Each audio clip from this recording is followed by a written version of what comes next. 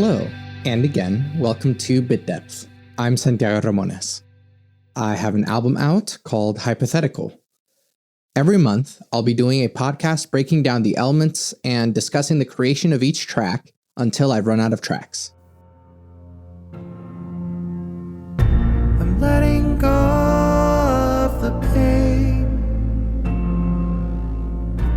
letting go of my sorrow, letting go of my head. You're so beautiful, I can't think.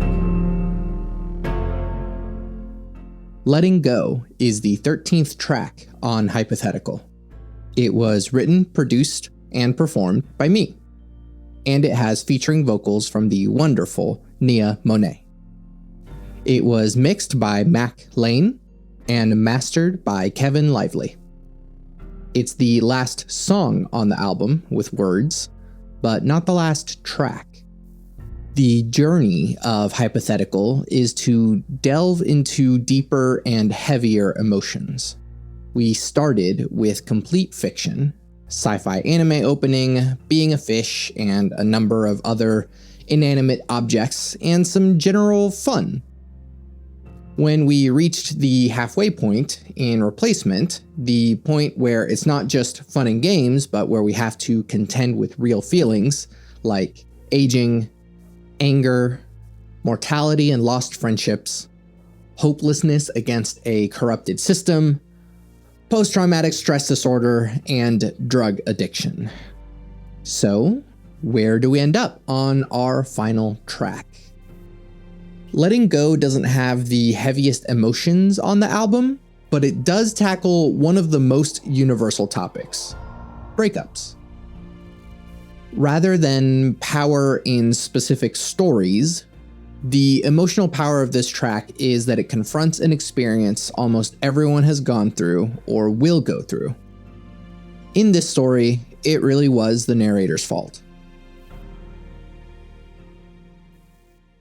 I first started writing Letting Go in 2014.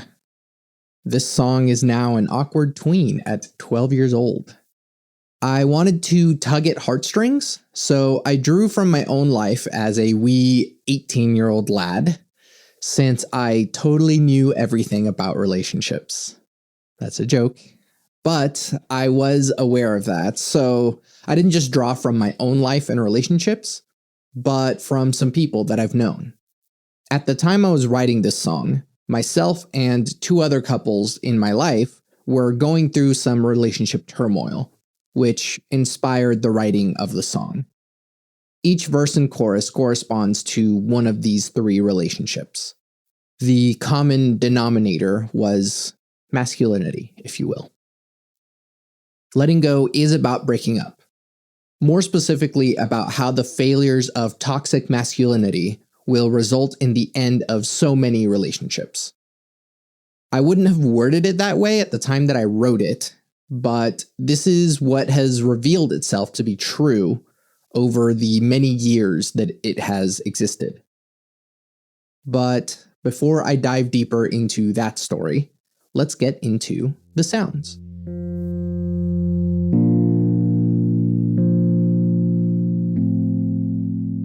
When I first wrote it, this song only used 3 chords. Over the years, I got better at using chords and ended up on this beautiful yet heartbreaking chord progression. I never recorded the old version, which would have been on guitar. It sat for many years as just lyrics and chords on a Google Doc, until I decided to record it into the computer. At that point, I felt like acoustic guitar wasn't the right emotional fit for this song, as I didn't want to evoke the now passé style of solo acoustic songs like Hey There Delilah or I Will Follow You Into the Dark. Piano was much more fitting, and this song has only ever been recorded in this fashion.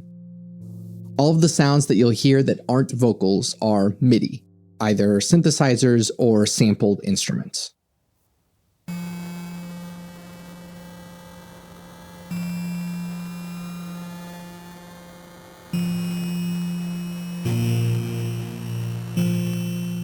When you reduce the digital quality of audio, you get this really cool garbled sound that affects the high frequencies of the signal. There's two kinds of quality reduction, which are bit crushing and downsampling. I've always loved the sound of sample rate reduction sweeping off the high frequencies with its digital destruction. In this instance, it's increasing the audio quality. We are starting from a reduced quality and moving into higher fidelity, as though our narrator is coming out of a negative mental state and coming to clarity about himself and the situation. There's two other fun things going on in this intro. One thing is that it's a metric fake out. The first note you hear is not the first beat in the measure, even though it repeats several times before revealing the actual beat. What you initially hear as beat 1 is eventually revealed to be beat 3. The other thing is that it's a harmonic fake out. The droned note is the fifth of the key, not the root. Even though it plays repeatedly, it's not playing the home note until the first verse starts. That fifth is going to drone throughout the entire song, which makes for some interesting note combinations.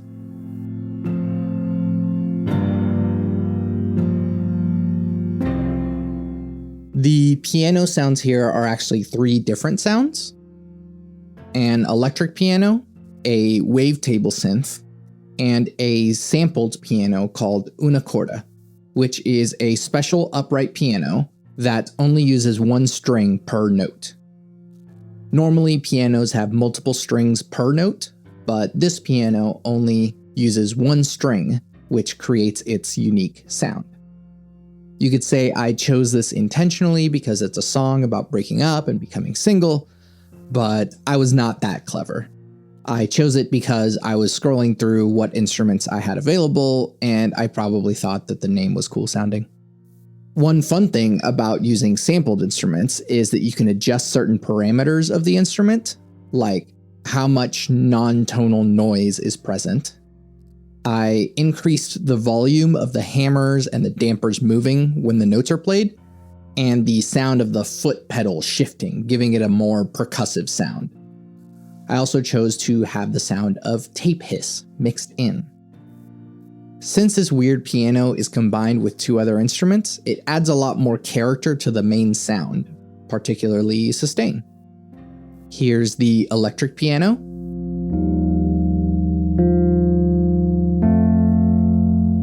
Then the wavetable synth.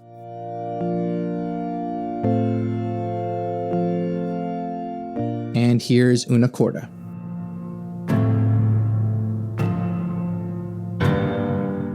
And now all of them together.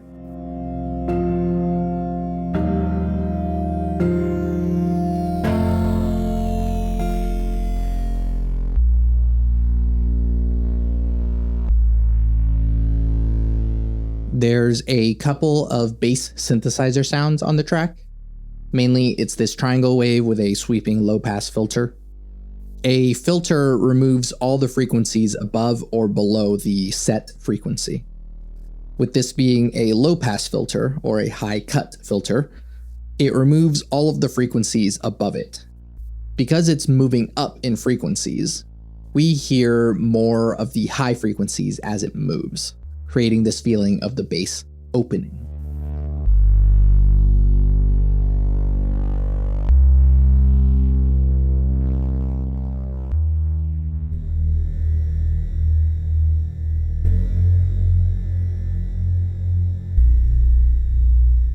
The other bass only appears on the final chorus, which is this huge, all-encompassing bass using the Massive X synthesizer.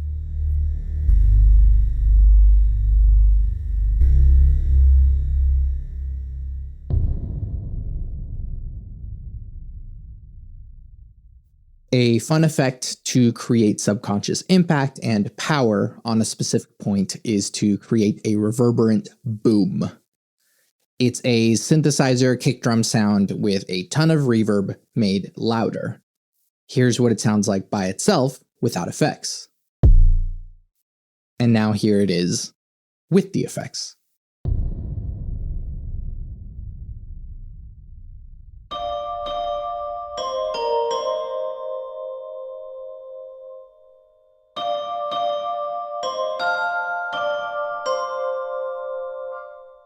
This is another triple layer of instruments: harp, celeste, and vibraphone. Bright and lovely instruments that add a sense of beauty to the track. I called these pretties because they're, well, pretty. Here they are each by themselves. Here's the harp.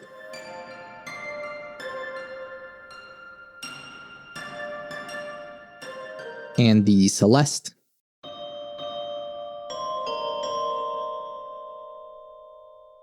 And the vibraphone.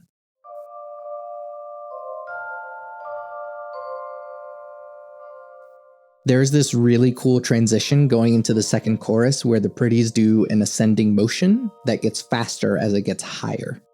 I'm just really proud of that tiny bit of composition and how it enhances the transition.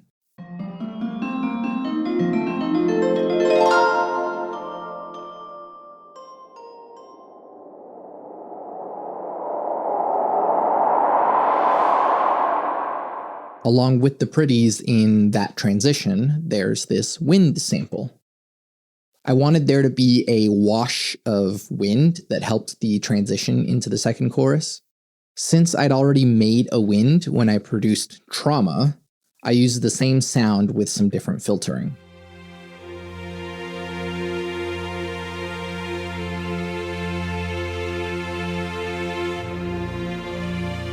In the second verse, we welcome the strings, which gradually increase throughout the verse, then become a lush pad of chords by the time that we get to the second chorus.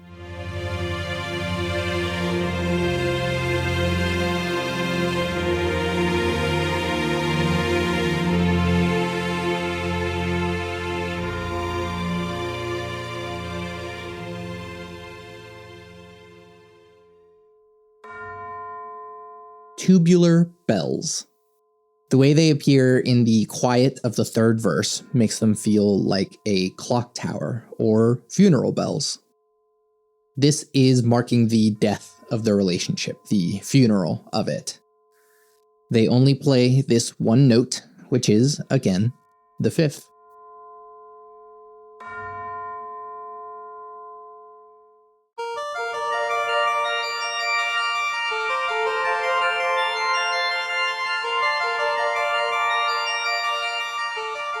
Way back when I first started producing music, I played a lot with chiptune sounds due to my love of video games, but also how simple and powerful these synths can be.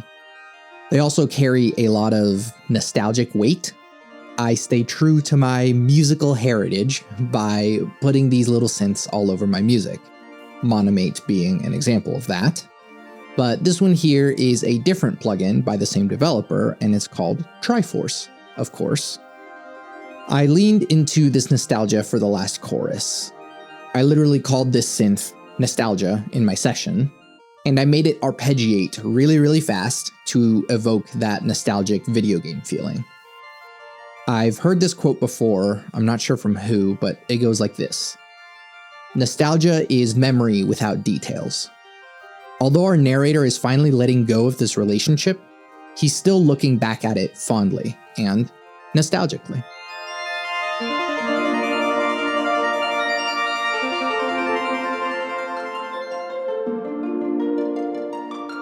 And to enhance the nostalgic arpeggiation and synthesizers, I also have a harp with those notes, although it doesn't get as frantic as the synth does.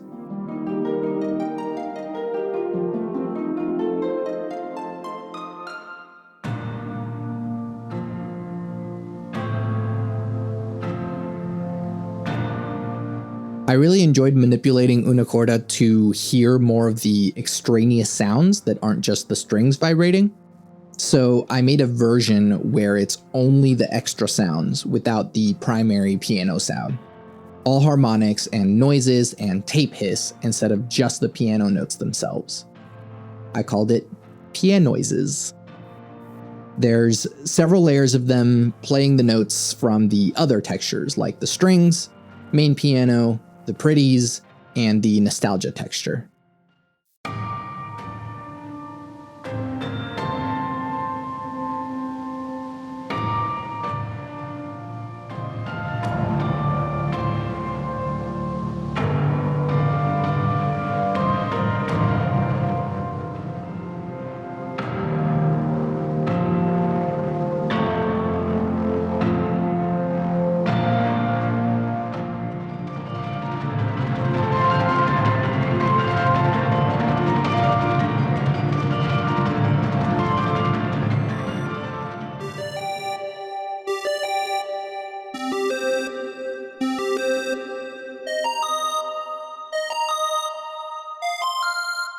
And of course, we can't forget the secret password to the whole album. It's monomate.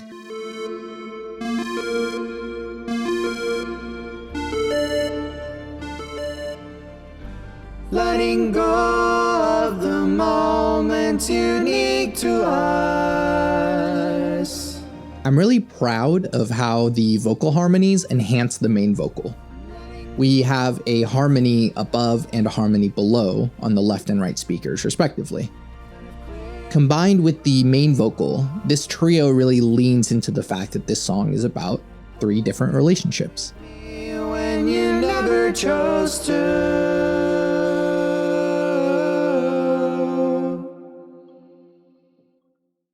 It's too late to say all this. What I wanted was to show you. A common vocal production technique for choruses is to record them twice and have them layered on top of each other. That's called doubling. There is no doubling on this song. Our narrator is alone. Sure, there's the harmonies, but they're way out on the far channels, while the main vocal sits in the center the whole time. He is alone. Even harder than to let him out, show him to you.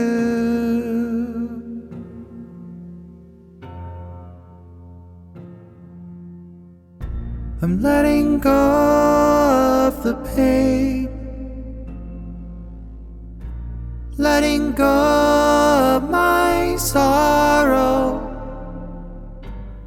Because I'm combining 3 different stories into one narrator, you might be able to pick up on the kinds of issues that each person brought to their relationships, or the kind of person that they are. Touch, communication, depression, religion, expectation, vulnerability, neglect, and more. All of these things contributed to the downfall of this relationship, or these relationships. It's funny that 2 of these relationships are still going, while one of them ended not long after I first wrote the lyrics.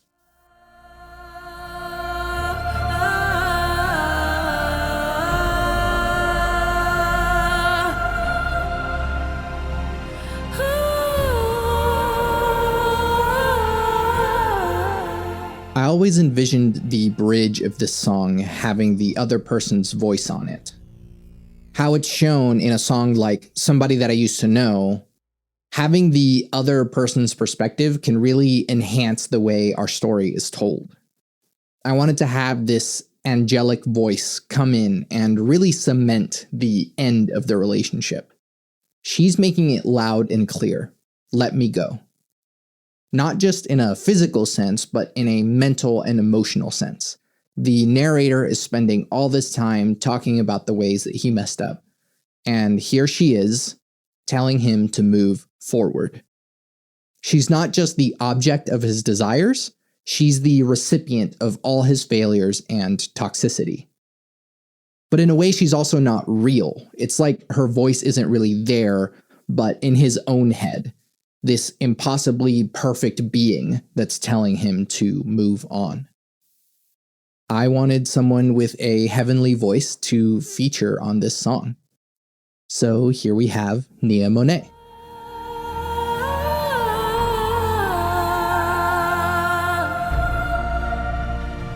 I had my own melody that I put in place, but I wanted her to do her own thing with her own voice and creativity. So here's my bridge melody. Let me go.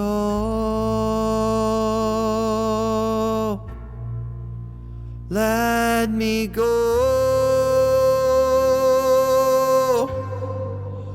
Let me go.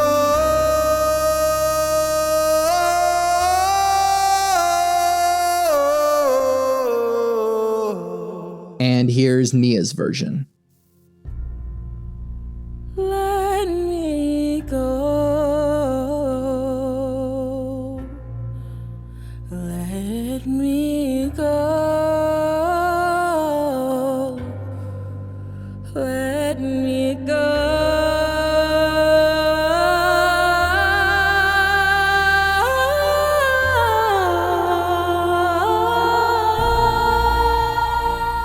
also wanted her to do some vocal improvisations over the final chorus.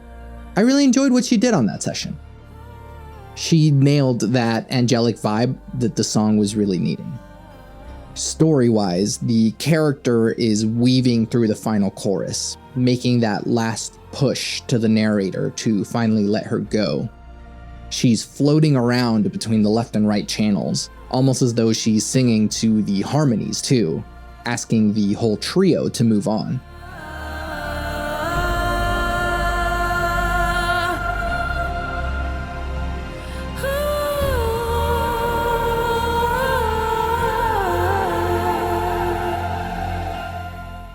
There's some other musical things that I want to note.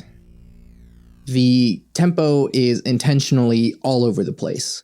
The verses start at 70 BPM, while the choruses speed up into 82 BPM, then slow back down to 70, reflecting the fluctuating emotions. It goes from this rumination in sadness into a passionate acceptance. The final descent into the last note slows all the way down to 40 BPM. Which leads me to this other musical point, the note that's droning the entire time on beat 3. It's the 5th. The song starts with it, and it never goes away. At least, not until the very end. Sorry, let me go music theory nerd for just a little bit. The 1, do, is the home note, the root, the foundation. Harmonically, chords built on other notes are juxtaposed against that home note. The farther away from home, the more tension, drama, dissonance, whatever you want to call it. The note that is harmonically farthest away from home is the 5th. For hundreds of years, we have been hearing 5-to-1 resolutions in music. It is woven into the fabric of Western musical understanding. Bach, Mozart, Beethoven, all the classical greats have been using this 5-to-1 movement to shape the structure of their music. In Western music, 5-to-1 is the very concept of resolution. Coming back to this song, Letting Go droned on that 5th the entire time. Regardless of what the chord progression is doing, the 5th will be there. This is a song about letting go, and yet, that 5th is holding on. Only when we get all the way through the song, after the angel pushes the narrator to move forward, after he's said what he has to say, after all 3 stories reveal their failures, only then does the 5th resolve to the 1. At which point, the downsampling returns to smash the rest of the sound, but it also grinds it down to that same home frequency. This whole song is a really big 5-to-1 resolution.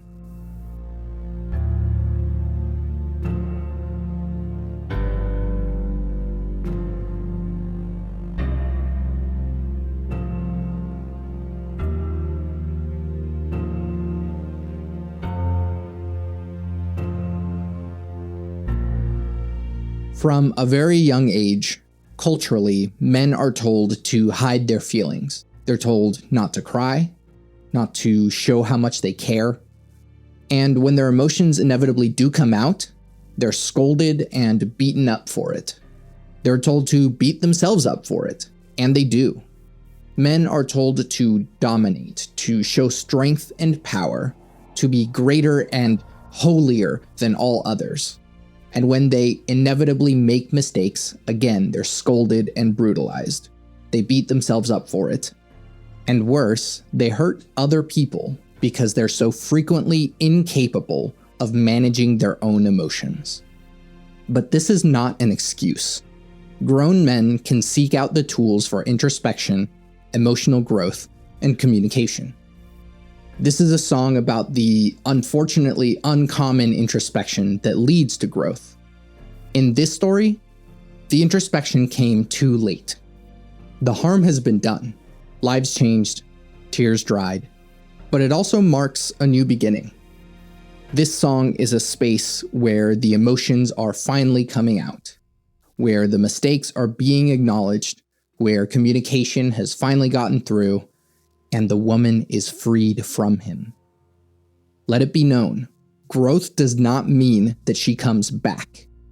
Growth means continuing to make sure that there's less harm in the future, and owning up to mistakes when the harm inevitably happens.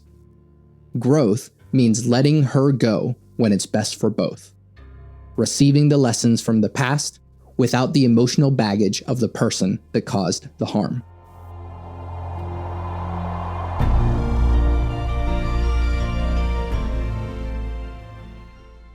Here's letting go in its entirety.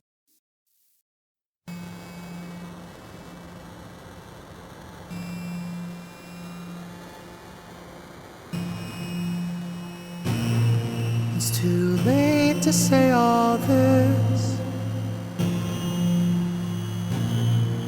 What I wanted was to show you that I'm capable of feeling things just like you.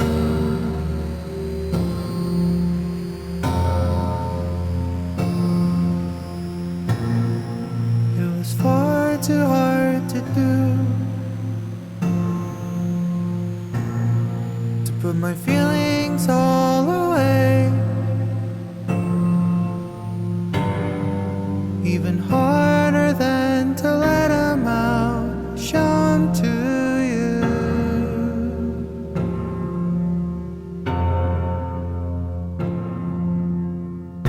I'm letting go of the pain, letting go of my sorrow, letting go of my head. You're so beautiful, I can't think. I'm letting go of myself, letting go of these walls, letting go of the years that we spent together.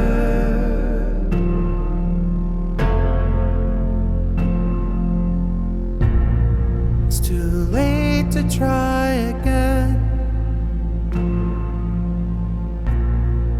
Do you think it's worth a shot? I won't expect from you after all the things I haven't done.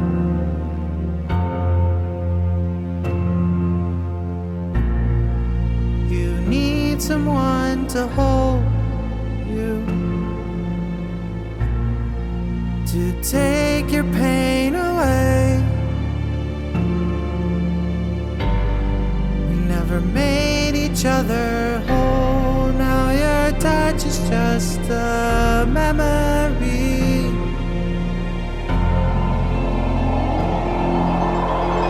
So I'm letting go of my wrath, letting go of my sloth,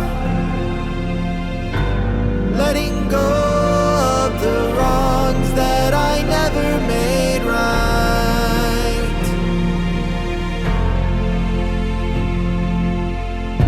I'm letting go of the fear of letting you be near, of letting myself feel, so I chose to let go.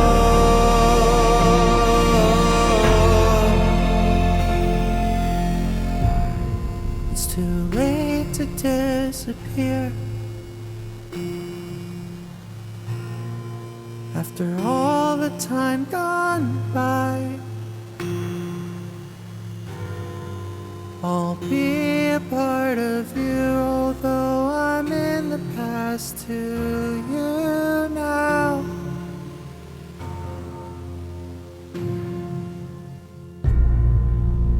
Let me go. Let me go.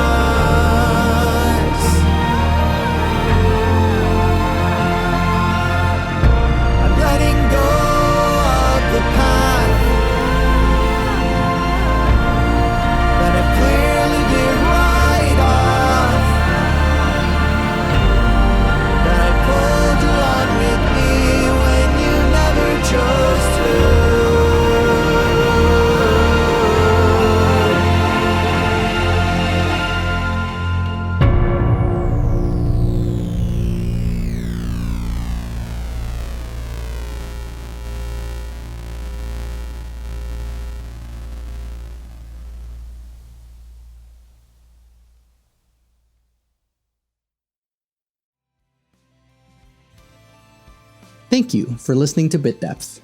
You can listen to Hypothetical wherever you stream music. Or, preferably, you can buy Hypothetical on Subvert, a new cooperatively owned music platform. To find me there, go to subvert.fm/Santiago. That's right, subvert.fm/SANTIAGO. I also have made-to-order merch on my website. For example, if you like the album cover of Hypothetical, you can get it on a shirt. Direct financial support will always be better than what streaming can provide. You can also use your voice to tell others that you like what I'm doing. That doesn't cost money. My website is the place where you can find all things Bit Depth and all things Hypothetical. So please go to santiagoramones.com to get the full experience. Link is in the description. Love never fails. It's going to be okay. I might be wrong.